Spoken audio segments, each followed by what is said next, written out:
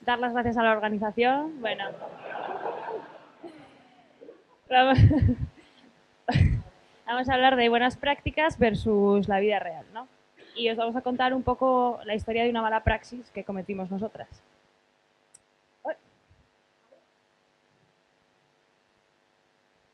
En primer lugar, presentarnos. Ella es Itziar y yo soy Usue y trabajamos en Music Development, que es una empresa de dos trabajadoras, es decir, nosotras. Y nos dedicamos al desarrollo web y al desarrollo móvil. Sobre todo, lo que ocupa la mayor parte de nuestro tiempo últimamente es el desarrollo iOS. Y bueno, llevamos más de 6 años trabajando juntas, de los cuales los dos últimos 2 años y medio ha sido como user. También perdón, con Gorka, con Pablo y con Iker, y luego ya por nuestra cuenta en Music.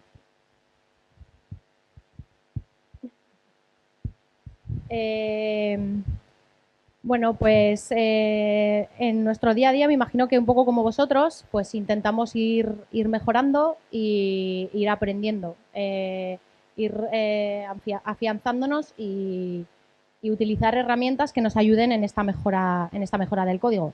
Y durante este proceso de aprendizaje, pues hay veces hay veces que lo hacemos bien, hay veces que lo hacemos regular y otras que lo hacemos mal o muy mal. Y venimos a hablaros un poco de eso, de cuando lo hacemos mal, de qué es lo que pasa en ese momento, que intentamos analizar el contexto, ver cómo podemos reconducirlo lo antes posible, pues para no volver a tropezar en la misma piedra, ¿no? Y en parte de eso venimos a hablar en esta charla y también de cómo lidiamos con los clientes impacientes o clientes a secas en general, intentando compaginarlo con buenas prácticas, ¿vale? Que no siempre todo es de color de rosa y lo podemos hacer como deseáramos, pero bueno, ese es el motivo de la charla, ¿no? Hablar de ello. Y como comentaba Usue, llevamos 2 años y medio pues, por nuestra cuenta y hemos cometido un montón de errores de los que hemos aprendido mucho. No solo hemos aprendido de los errores, pero la verdad es que los que más se te graban a fuego, ¿no? Digamos que son ellos. Y al principio, pues empezamos con un poco de incertidumbre de si tendríamos proyectos suficientes o de cómo lo vamos a hacer. Dos mujericas en el mundo del desarrollo, pues a ver cómo nos las vamos a arreglar. Pero bueno, de momento vamos tirando y pese a todo lo que vamos a decir que hemos hecho mal, pues creemos que hemos aprendido bastante. Os vamos a hablar un poco de esto, de qué hacemos eh, para que nuestros proyectos sean robustos y estables, que es lo que en principio queremos, ¿no? Y para eso seguimos una serie de metodologías, una serie de técnicas que nos funcionan. Entonces os comentaremos ahora un poco esto, pues un poco las metodologías ágiles que seguimos, usamos test, hemos escogido una arquitectura que creemos que es adecuada para los tipos de proyectos que hacemos. Y bueno, ahora os explicaremos todo esto. Pero bueno, antes decir que no nos consideramos tampoco expertas en esto, ni gurús, ni nada. Entonces, vamos a ir contando lo que a nosotras nos funciona, lo que no nos funciona. Y bueno, eso no quiere decir que esté bien o que esté mal. Tampoco queremos que sirva de guía para nadie. Entonces, si vosotros os parece lo contrario, dentro de unos minutos os podéis apalear sin ningún problema. Y bueno, no hace falta que esperéis si durante la charla veis que algo que estamos diciendo no os parece bien o lo veis de otra forma o tenéis algo que aportar o cualquier pregunta, levantáis la mano y nos lo decís. Eso lo que comentaba Usue, que no es que lo veáis que está mal, sino que si veis que os ha sucedido algo parecido, pues que sentíos feel free de hablar. Lo que nos suele pasar a nosotras o nos solía pasar cuando íbamos a Open Space y a conferencias, es que nos daba la sensación de que, bueno, oíamos cosas súper interesantes, nos aportaban un montón y como que reafirmábamos más todavía, pues, las buenas prácticas que queríamos llevar, pero nos daba la sensación de que a todo el mundo le fluía en su empresa, fluía todo muy bien y que el manifiesto Agile punto por punto, principios solid, pero luego llegábamos nosotras a la oficina y nos topábamos con la cruda realidad, que eso no era así, no podíamos aplicarlo al 100% y como que nos sentíamos en plan de que estamos haciendo mal, pero ya no es tanto porque creemos que no es todo blanco o negro, es un poco lo que comentaba también Modesto de lo que puedes aplicar o lo que te viene bien lo que viene bien para el proyecto y en cada situación, ¿vale? Y lo importante, también creemos, que apliques lo que te viene bien y que si ves que en algún momento algo está yendo por mal camino, que en cuanto notes que algo huele mal, pues que antes de que vaya más, pues que pares en seco, ¿no? Tanto sea por el cliente que te conduce a una mala praxis, como cosa tuya. Y ahora vamos a hablar un poco vamos a daros un poco la chapa sobre la metodología, la arquitectura que llevan nuestros proyectos y luego testing. Bueno, nosotras solemos hacer el 80% de nuestros proyectos tienen el mismo esquema, que es coger unos datos, guardar datos, mostrar datos. Generalmente en iOS las aplicaciones que nos piden suelen ser de ese tipo. Entonces, nosotros usamos la arquitectura MVVM, Model View, View Model. Antes de empezar a explicaros un poco en qué consiste esta arquitectura, que me imagino que ya lo sabréis, pero bueno, vamos a empezar por el inicio. Todos los que estamos aquí sabemos lo que es la arquitectura Model View Controller, y nosotros en nuestros inicios como desarrolladoras iOS era lo que hacíamos, aplicábamos esta metodología. Pero ¿qué pasa en iOS? Que cada vista está controlada por lo que se llama View Controllers. Entonces, esos View Controllers almacenan tanto el manejo de la vista como el manejo de la lógica. Entonces llega un momento en que si tienes una vista muy compleja con muchas funcionalidades, las líneas de código van creciendo y eso se convierte en lo que muchos llaman MVC, Massive View Controller. O nosotras que le llamamos chorizo view controller. Entonces, bueno, pues teníamos clases en las que no solo había un montón de líneas de código, sino que aparte era código que venía de diferentes capas, se mezclaban lógicas de la aplicación y aquello pues era un chorizo.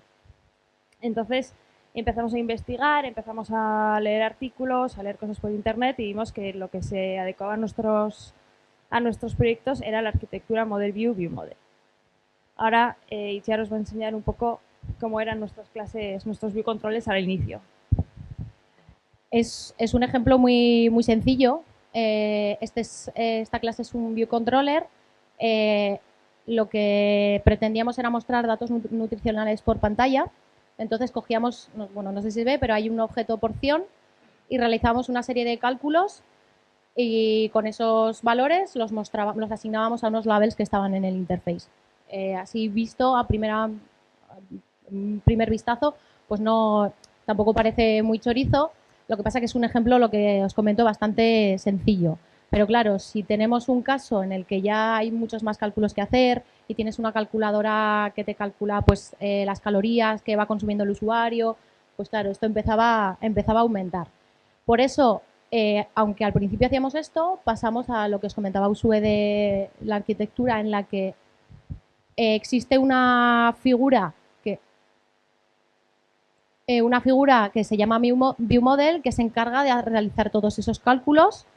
Se inicializa con la porción, realiza los cálculos y así luego en el View Controller ya solamente tenemos que asignarlos a la vista.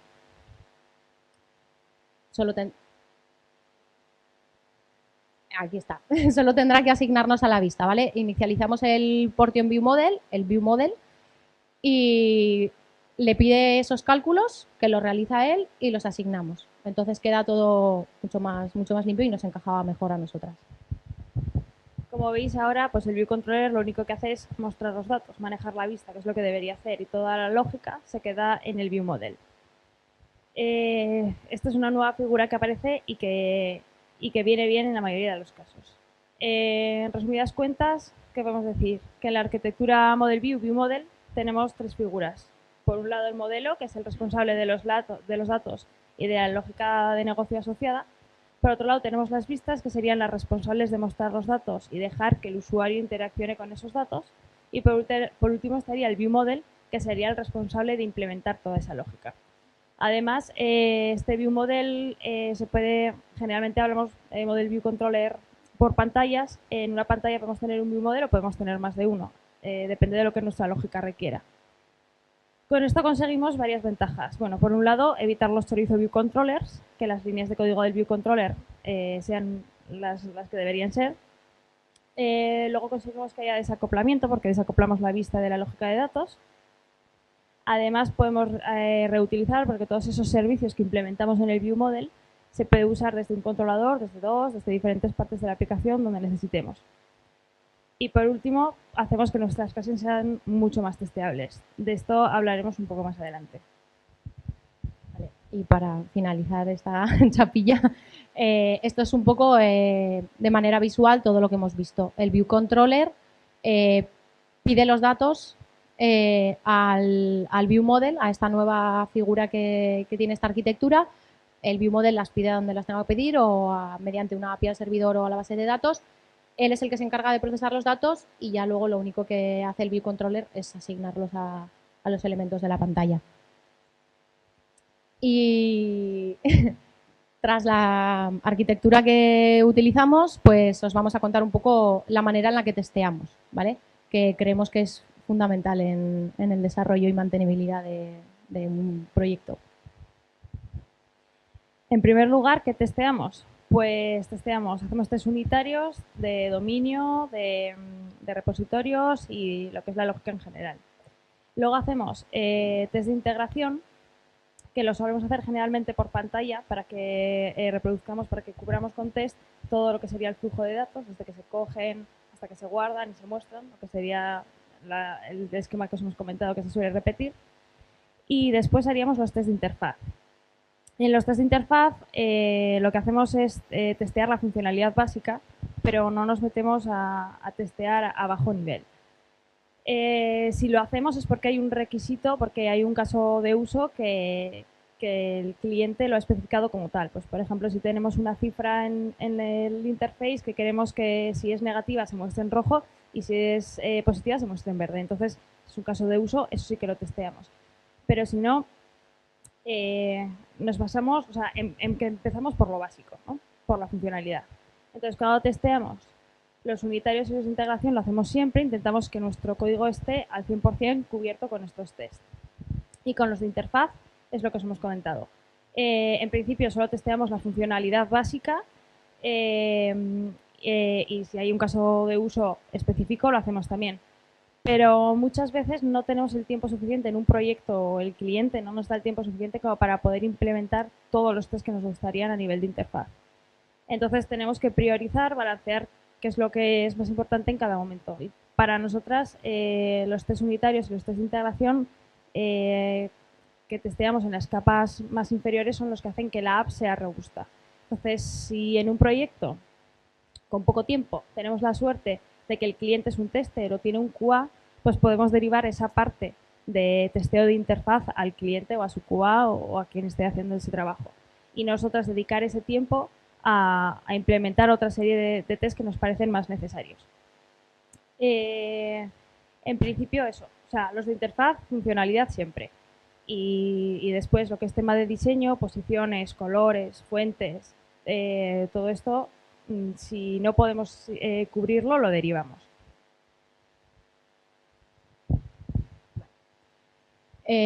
¿Cómo lo testeamos? Creo que no existe una etiqueta ni un nombre para cómo testeamos, bueno, igual sí, no sé. Sería una mezcla entre Test After Development y TDD. Bueno, lo que hacemos es coger cada historia de usuario, la dividimos en subtareas e implementamos el código mínimo y un test que lo cubra. Entonces ese test normalmente nos falla, se pone en rojo y luego sí que desarrollamos el 100% de esa funcionalidad y ya pasaría a verde. Además, también testeamos todos los estados para cada caso de uso. Y así vamos subtarea por subtarea o parte a parte testeando todo. Y sí que cuando realizamos el test, cuando realizamos la funcionalidad y la implementación, aunque sí que lo hacemos primero, lo mínimo ya vamos pensando en el test que vamos a realizar después, ¿vale? Y comentar que lo testeamos todo con código real. No moqueamos nada a menos de que sea estrictamente necesario. Y con estrictamente necesario, pues, por ejemplo, serían conexiones Bluetooth o los servicios asíncronos o librerías de terceros, cosas así. Luego después de hacer los test unitarios, hacemos los test de integración y una vez que ya hemos pasado todos los tests y ya está todo en verde, feliz, pues refactorizamos bueno, si es necesario. Y como testeamos con colaboradores que son reales, datos reales, tanto antes como después del refactor, no necesitamos escribir más test porque todo se mantiene, no falla, vaya, en principio. Vale. A lo largo de nuestra experiencia testeando en iOS, hemos visto que había código que repetíamos en todos los proyectos y código que repetíamos dentro de cada proyecto. Entonces, al final, lo que hemos hecho es crear un par de clases que usamos en todos nuestros proyectos y que nos ayudan a mejorar y hacer que los tests sean más rápidos, ¿no? Por un lado, tenemos una clase que nos maneja el estado de la aplicación, que guarda el estado que hay previo a lanzar los tests, pues base de datos, preferencias de usuario, stack de vistas, guarda eso y una vez que termine de ejecutar los tests, vuelve a cargar ese estado previo para dejar la aplicación tal como estaba. Y por otro lado, hemos creado una clase, porque antes lo que hacíamos era, al testear con código real, teníamos que instanciar un objeto 400 veces en las 400 clases que teníamos de test. Si queríamos testear algo, nos creábamos ese objeto y lanzábamos el test. Entonces lo que hemos hecho es crear una clase que crea todos los objetos de nuestro dominio y solo hace una sola vez. Y el resto de test se alimentan de esa clase. De esta forma evitamos que haya errores tipográficos o el típico copy-paste que la lías o cualquier cosa. No, si cambia un parámetro, lo ocupas a cambiar una vez, no 400. Bueno, al final son cosas básicas, pero bueno, que igual al principio no te das cuenta y al final sí. Y luego también en todos los proyectos que hacemos hay partes que se repiten, ¿no? Que hacemos peticiones al servidor o que hay base de datos. Pues os comentamos un poco cómo testeamos estas partes en las que nos encontramos en todos los proyectos. Las librerías de terceros no las testeamos, damos por supuesto que funcionan bien y lo que testeamos es la integración con nuestro código. Las conexiones Bluetooth, últimamente hemos tenido algún proyecto con tecnología Bluetooth y lo que hacemos, como no podemos testear en sí la conexión, lo que hacemos es moquear el Bluetooth Manager de iOS. La base de datos, no hacemos una copia de la base de datos para testear, sino que testeamos la base de datos real. Entonces, todas las inserciones y consultas y todo el flujo de datos es real. Para ello, guardamos el estado inicial y posteriormente lo restauramos y con ello nos aseguramos de que no tenemos un falso positivo. Y luego las peticiones, al principio sí que realizábamos la request apuntando a localhost y moqueábamos la ADEP, perdón. ADEP, que es, bueno, pues una idea. Lo que pasa que se producían errores de conexión y eso producía que saltara un aviso en la aplicación y que luego desencadenara más procesos que no eran deseados. Así que lo que hemos cambiado y hemos optado por no lanzar la request, moquear la respuesta con datos falsos, trucados, y posteriormente con esa respuesta moqueada llamamos al método que la procesa. Bueno, nos vamos a dar más la chapa con esto, porque además seguro que trae debate y no a favor, probablemente. Pero podéis decir lo que queráis, podéis levantar la mano si algo os huele mal. Para defendernos vamos a dar 3 ventajas que vemos a este sistema y también vamos a dar 3 desventajas.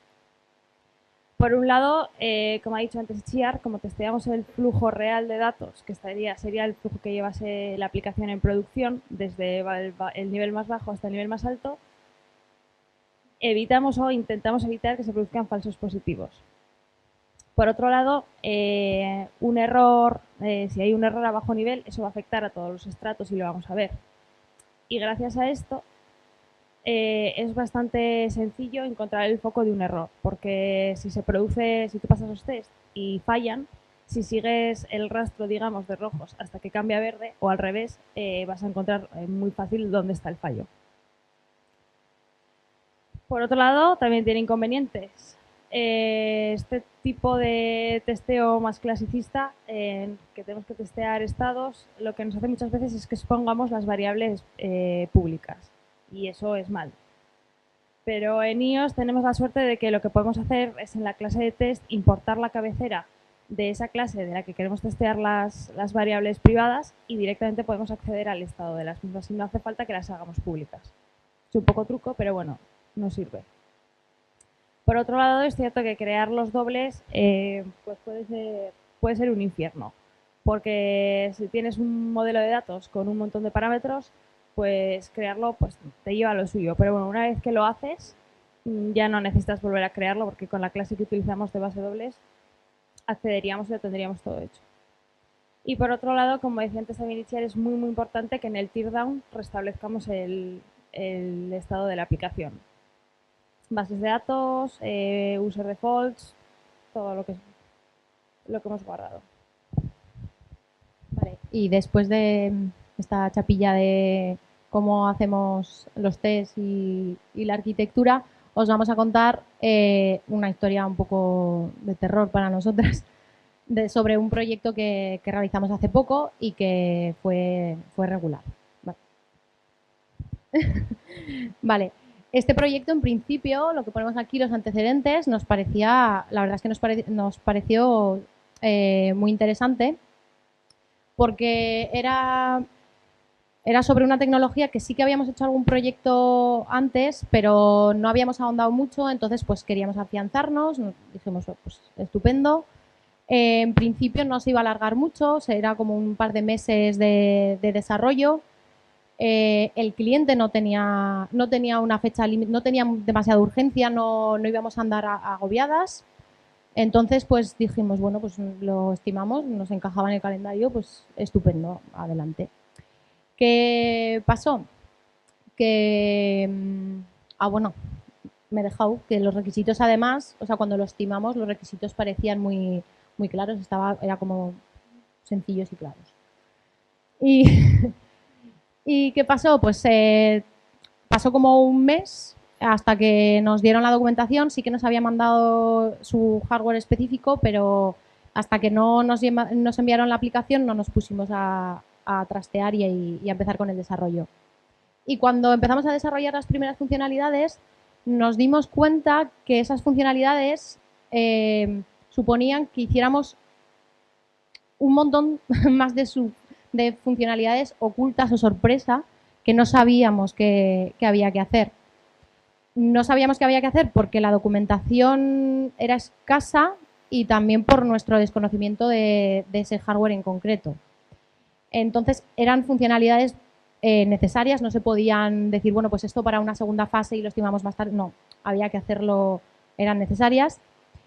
Entonces se empezó a acumular un poco el retraso y un poco de estrés. Bueno, como dice Ichi, por cada funcionalidad que parecía que estaba muy bien definida, nos iban saliendo subfuncionalidades que no podíamos retrasar y llegó un punto que dijimos, bueno, con la primera subfuncionalidad, bueno, pues como es esencial, pues lo hacemos y ya está, no pasa nada, seguimos hacia adelante. En parte, considerábamos que, claro, como era una funcionalidad que habíamos estimado y esa funcionalidad requería hacer varias cosas que nosotras no conocíamos que había que hacer, pero claro, la funcionalidad global, digamos que sí que la habíamos estimado, entonces dijimos, pues esto nos lo comemos, lo hemos estimado mal, esto hay que hacerlo. Pero resulta que todas las funcionalidades les pasaba lo mismo y era algo que no habíamos previsto ni que no podíamos ver porque no conocíamos ese hardware. Un pequeño fallo. Entonces se empezó a hacer una bola, no solo acumulábamos retraso en este proyecto, sino que esto repercutía en otro proyecto que teníamos. Al final dedicamos un montón de tiempo a este, no teníamos tiempo para el otro, nos retrasábamos en los dos, trabajamos un montón de horas, vamos, pues al final se hizo bola, ¿no? Y nos entró pues el estrés, el agobio, y entonces lo que pasaba era que nosotros teníamos un alcance inicial que realmente no era real, sino que el alcance, o sea, íbamos construyendo el backlog conforme íbamos construyendo la herramienta. Entonces no teníamos una visión del alcance total.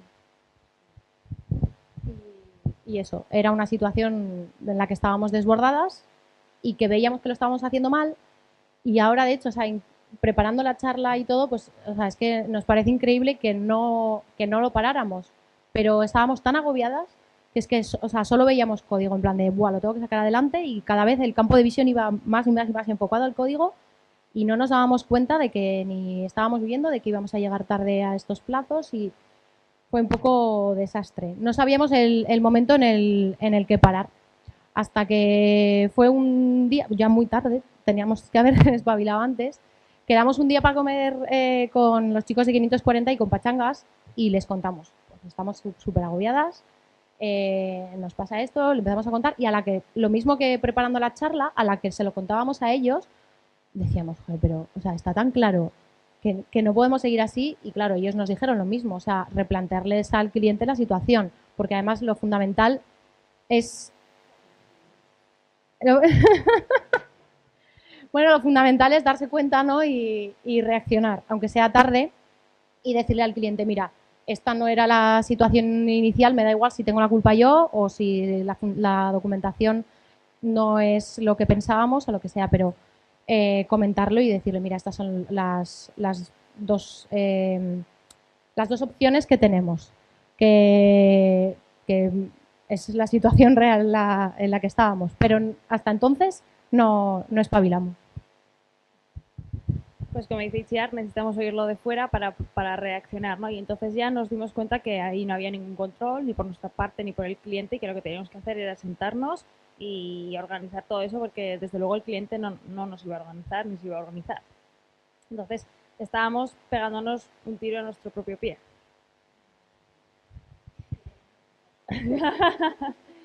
Pero y ahora, después de esta chapa de consultorio psicológico, os vamos a desglosar punto por punto los errores que creemos que hemos cometido a nivel técnico y a nivel general.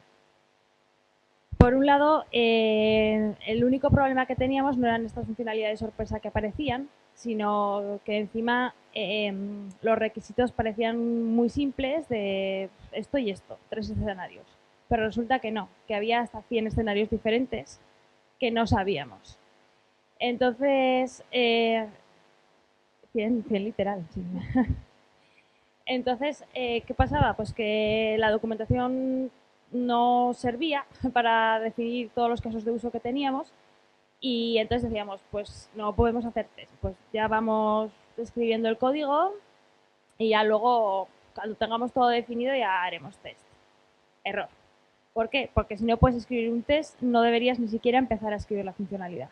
Y si lo haces, pues seguramente si te sale bien es de churro. Entonces, en aquel momento nosotros teníamos un montón de escenarios que no teníamos cubiertos por test. ¿Y qué pasaba? Que hacíamos un escenario, mandábamos beta. Y entonces venía el cliente y nos decía, este escenario X sale 2 y tendría que salir 4. Entonces nosotros íbamos al código y, pues bueno, pues obedientemente corregíamos y ya el test X daba 4 y le enviábamos una beta de vuelta. Lo que pasa que al no tener ningún test que nos cubriese esos escenarios, estábamos arreglando el caso de uso X, pero podíamos estar rompiendo el caso de uso Y y el caso de uso X. O sea, Z. Eso, porque el X ya lo habíamos arreglado. Vamos, un desastre. Era la anarquía del no test aquello, ¿no? En nuestro favor, decir que no solo eran 100 escenarios de lo que constaba la aplicación, sino que tenía más funcionalidades y el resto de funcionalidades sí que estaban testeadas al 100%. O sea, fue malo, pero tampoco tanto. Vale, entonces, por el mismo motivo que no teníamos casos de uso, lo que estábamos haciendo era programar a lo loco. ¿vale? Programar por programar. ¿Tenemos casos de uso? No, pero dices, bueno, pues yo voy tirando, que el cliente vea que la cosa va avanzando y luego ya se verá cómo funciona. Pero claro, eso era un error porque además de que saber, o sea, los casos de uso te ayudan a estructurar el proyecto en general, funcionalidades que venían después que no conocíamos hacían que cambiáramos las anteriores. O sea, era un poco caos. Eso es. También que el cliente no estaba organizado y nos dejamos arrastrar por la desorganización del cliente. Esto no, evidentemente no puede ocurrir y está ahora muy claro, pero en el momento no lo vimos venir, o bueno, sí lo vimos venir, pero ahí que nos fuimos y, y no llevábamos el timón del proyecto. Realmente no lo llevaba ni el cliente ni nosotras. O sea, es que estaba aquello sin control y lo que hay que hacer es pararse, lo que comentaba antes, hablarlo con él y organizarse y decirle, pues hay, que también no sé, lo hemos oído antes hoy, que hay dos opciones, o dejar el proyecto. Una opción es decirle, mira, hablar con él, negociar, oye, estas funcionalidades creemos que no entraban en lo que habíamos estimado al principio, pues si quieres que lleguemos a plazos, porque ahora sí que ya había prisa porque íbamos con retraso, pues igual una línea más en la factura habrá. Y si no te lo puedes permitir o no quieres, pues no, o sea, se va a tener que alargar esa fecha de entrega porque realmente estábamos al 100% casi con su proyecto, al 150% con su proyecto. Otro error indicador de que lo estábamos haciendo mal era que nos mentíamos la una a la otra, que nos hacíamos falsas promesas porque habíamos abandonado hasta las retros. O sea, estábamos tan agobiadas, es que no teníamos tiempo para las retros. Decíamos, sí, este viernes la hacemos. Y yo luego llegaba el viernes y decía, ¿qué tal te va a ti? Pues me viene de pena porque tengo que hacer no sé qué y tal. ¿Y si la dejamos para la semana que viene? Y lo íbamos dejando todo, todas las buenas prácticas y todas las cosas que teníamos que hacer, lo íbamos aplazando. Y cuando estábamos montando la presentación, al pensar esto de las retros, de que la íbamos posponiendo, que era algo importante, nos acordamos de la... Sí, claro, vale tú. De la matriz de Eisenhower, que cuenta un poco, bueno, habla sobre las diferencias de las cosas importantes y no importantes y las urgentes y no urgentes, ¿vale? Y que urgente es distinto de importante. El cuarto cuadrante están las cosas que no son urgentes ni son importantes. Gracias. Que sería un poco la zona de... la zona en la que perdemos el tiempo, perdemos en redes sociales, en WhatsApps, a la hora de trabajo, digo, quien sea que lo use, cosas que no nos van a aportar valor, ¿vale? Luego está el tercer cuadrante en el que están, gracias, las cosas urgentes y no importantes, como podría ser una llamada de teléfono, que es urgente porque el teléfono suena y si no lo coges puedes volver a llamar, pero en ese momento tienes que cogerlo y luego igual descuelgas y realmente no es importante y te está quitando tiempo y además te está descentrando. El segundo cuadrante, digamos que es el cuadrante en el que tenían que haber estado nuestras retros porque eran importantes, pero si las hubiéramos ido haciendo semanalmente no hubieran sido urgentes, sino que las hubiéramos estado haciendo a tiempo, lo cual ese cuadrante es el que dicen que tiene sensación de control, ¿no? Que al final te da paz mental. Entonces, como no estábamos haciendo las retros, lo que estábamos haciendo es moverlas del segundo cuadrante al primer cuadrante, que es el de la crisis, el del estrés, el de es importante y además no llego a plazos y es súper urgente. Y realmente en este proyecto, al principio no, pero al final estábamos en este primer cuadrante del horror. Perdón por esta chapa.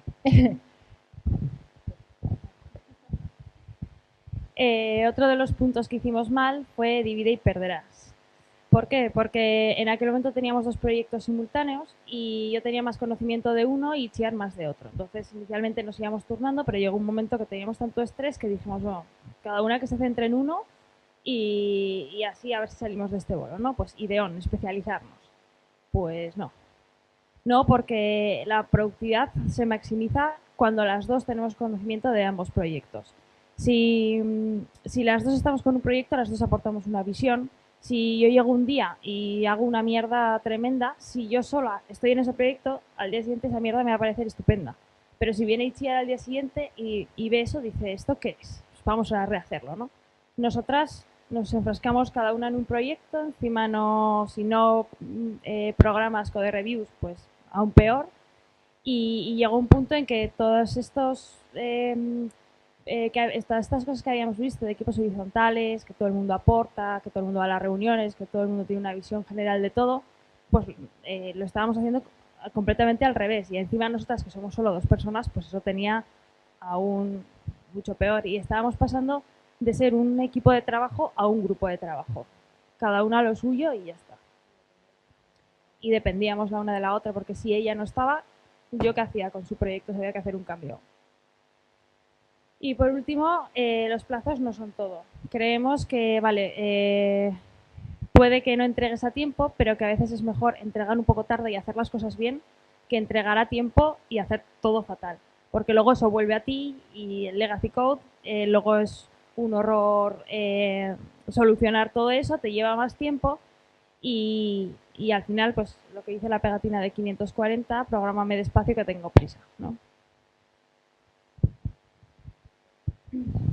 Así que lo que todavía nos ha quedado más claro, que no, que tiene que estar en ese segundo cuadrante que veíamos antes y que no podemos prescindir, son los dailies para contarnos qué estamos haciendo, aparte de que no vamos a volver a hacer o vamos a intentarlo, lo de cada una en un proyecto distinto, pues sobre todo comunicación, contarnos lo que estamos haciendo mal, ¿no? Lo básico. Mejora continua, code reviews y refactor siempre. Y la formación, que en picos de trabajo y momentos de estrés no podemos, ojalá, tener unas horas a la semana dedicadas a la formación, pero bueno, por lo menos, yo qué sé, ir mirando artículos y le paso a un link a ella o en pequeños ratillos o lo que sea. Eso sí que nos obligamos un poco. Luego el testing que os comentábamos que a día de hoy nos parece fundamental. Y las retros, por todo lo que hemos hablado antes y porque creemos que aunque nos conocemos mucho y tenemos mucha confianza, pero tanto en equipos grandes como en pequeños viene muy bien valorar el trabajo de la otra, decirle lo que está haciendo bien, aunque ya no darlo por sentado y reflejarlo, las cosas negativas que queden claras para no volver a cagarla. Y eso, ¿no? Ya está, las retros. Vale, estas son las cosas que creemos que son esenciales, sí o sí. Y luego, aparte de hacer las cosillas mal, pues también hicimos alguna cosa bien, así que las vamos a destacar ya que estamos aquí. Por un lado, lo que comentaba Itziar, la comunicación, eso no lo perdimos en ningún momento y creemos que eso es vital en situaciones de crisis, tanto entre nosotras como con el cliente. Ahí sí que la perdimos un poco, pero bueno, no la hicimos a tiempo, pero es esencial. Por otro lado, también nos organizamos porque a la vez que estábamos en ese bolo llegaban proyectos nuevos. Vale, vamos acabando. Llegaban proyectos nuevos y decíamos, joder, o sea, tenemos un montón de carga de trabajo y ahora ¿qué hacemos, no? Pues nos sentábamos con un calendario gigante que tenemos, estimábamos cada proyecto, las horas de cada proyecto, cuánto nos iba a llevar cada uno de ellos a la semana y ver qué tiempo podíamos dedicar o no a esos proyectos nuevos que entraban. De hecho, tuvimos que decir que no a un par de proyectos porque el calendario es imposible, era imposible cuadrar eso. Y yo creo que es importante saber decir que no. Si no hay tiempo, no se puede. Y una buena organización te va a llevar a saber si eso es posible o no. Si dices, bueno, yo creo que esto un mes para junio, para julio estoy libre. Pues al final eso no es organización y se te va a acumular todo. Eso por lo menos lo hicimos bien. Y por último, análisis de la situación. Tuvimos una oferta jugosilla en aquel momento que así a priori parecía, venga, pues aceptamos. Y lo que hicimos bien fue sentarnos a analizar la situación actual, a analizar la situación posible futura, una lista de pros, una lista de contras y tomar las decisiones en base al análisis, ¿no? No al tuntún. Y eso, bueno, creo que también fue positivo porque creo que acertamos al elegir. Y por último, ya como conclusiones para ir acabando, seguir siempre unas metodologías adecuadas, estas son las que nosotros hemos hablado, las que nosotros nos funcionan, pero como hemos hablado antes, cada equipo tendrá las suyas, igual, no lo sé, igual hay gente que puede dedicar más tiempo a formación, gente que puede dedicar menos, al final es probar y encontrar lo que a ti te funciona, ¿no? Prestar atención a las señales de peligro, no como nosotras que las vimos y las dejamos pasar. Si ves alguna de esas 6 señales o cualquier otra que puedas ver, parar y analizar todo. Eso es muy importante. Y analizar todas las situaciones. Aprender a decir que no, que lo que comentaba Usue, que rechazamos un par de proyectos, o sea, puede parecer lógico, pero lo que decía al principio de la charla, que nos daba un poco miedo de, pues tendremos, solo somos 2, tendremos proyectos suficientes y cuando te llegan y ves que no te encajan y tienes que decir que no, ostras, da un poco de vértigo, ¿no? Y de miedo. Y aprender a decir que no, no solamente a proyectos que no te encaja por tiempo, sino que no, de los que no vas a sacar ningún beneficio. Y con beneficio no me refiero a la virutita, sino a que igual no aprendes nada nuevo o que no te supone ningún reto, ¿vale? Porque, lo que ponemos ahí, para nosotras el tiempo vale más que el dinero. Entonces, por cada no que dices a un proyecto, estás diciendo que sí igual a tiempo para formación para ti, a otro proyecto igual más interesante que te puede llegar después. Entonces, no lo sabes. Y hay que buscar un poco el equilibrio y cada uno un poco la escala de valores o lo que se pueda permitir en la situación de su empresa. Porque para nosotras el tiempo cuenta mucho, sobre todo estos últimos meses que no hemos tenido apenas, y lo queremos disfrutar pues con nuestra familia de peludos, la familia humana también, los hobbies y pues la vida real fuera del trabajo. Y eso es todo. Bueno, sí, muchas gracias a todos por escuchar esta chapa. Y si tenéis alguna pregunta, algún insulto o sugerencia, pues es el momento. Os lo calláis, ¿no?